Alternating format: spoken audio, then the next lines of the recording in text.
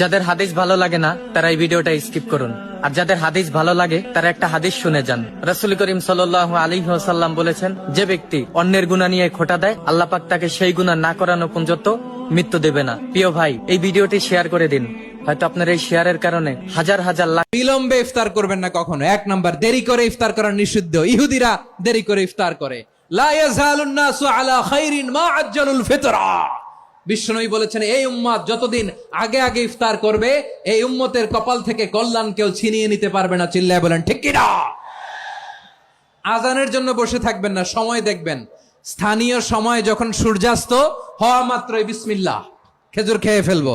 পারবেন তো? গান শোনার শাস্তি কি জেনে নিন। সাল্লাল্লাহু আলাইহি সাল্লাম বলেছেন, যে ব্যক্তি গান গাওয়ার জায়গায় বসে মনোযোগ দিয়ে গান শোনে, আল্লাহ তাআলা কিয়ামতের দিন তার কানে গলিত সীসা ঢেলে দিবেন। আস্তাগফিরুল্লাহ। আল্লাহ আমাদের ক্ষমা করুন। এই ভিডিওটি এত পরিমাণে শেয়ার করুন যাতে যারা গান শোনে তারা যেন গান শোনা থেকে তওবা করে। হয়তো আপনার একটি শেয়ারের মাধ্যমে কোনো যুবক খাঁটি মনে তওবা করতে পারে এবং আপনিও সওয়াব পেতে পারেন। ওই ফেরেশতা বলে, মালাকুল মাউত আপনি কই যান? মালাকুল মাউত বলে, একটু আগে আল্লাহ ফরমান জারি করেছে, চতুর্থ আসমানে আমার নবী ইদ্রিসের রূহ কবজ করো। সুবহানাল্লাহ। আমি বললাম, আল্লাহ আপনার পাঠানো নবী সাইয়েদানা ইদ্রিস থাকে দুনিয়ায়, চতুর্থ আসমানে পামু কই? আল্লাহ কয় কথা নাই, দৌড় দে। আমি দৌড় দিলাম, এসে দেখি ইদ্রিস আলাইহিস সালাম এখানে রেডি। সুবহানাল্লাহ। ওয়া রাফা'নাহু মাকানান আলিয়্যা।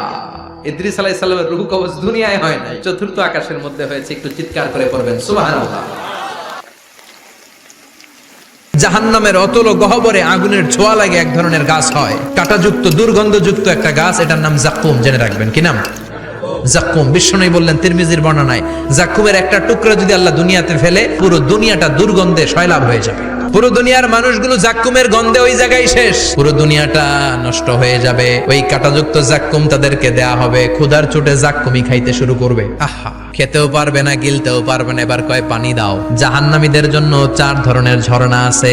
একটার নাম হলো হামিম, মানে ফুটন্ত গরম পানির ঝর্ণা।